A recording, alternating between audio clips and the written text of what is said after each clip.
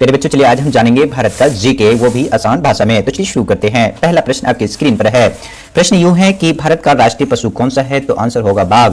अगला प्रश्न है भारत का राष्ट्रीय पेड़ कौन सा है? तो बरगद। अगला प्रश्न है भारत का राष्ट्रीय फूल कौन सा है? तो कमल। भारत का राष्ट्रीय जलीय जीव कौन सा है? तो गंगा डॉल्फिन। अगला प्रश्न है भारत का राष्ट्रीय फल कौन सा है? तो ये आम। अगला प्रश्न है भारत के राष्ट्रीय झंडे की लंबाई और चौड़ाई का अनुपात कितना होता है? तो यहाँ पे आंसर हो जाएगा हमारा 3:2।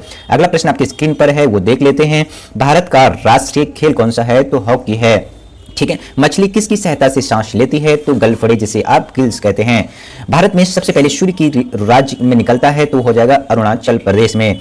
भारत का राष्ट्रीय गान किसने लिखा? तो रविंद्रनाथ टैगोर ने। कई बार आपसे यह पूछा जाता है कि भारत का राष्ट्रीय गान क्या है, तो आप बता देंगे जनगण मन। भारत का राष्ट्रीय गीत कौन सा है? तो वंदे मातरम। अगला प्रश्न आपकी स्क्रीन पर, इसका आंसर करेंगे। भारत का राष्ट्रीय गीत किसने लिखा है? तो बंकिम चंद्र चटर्जी।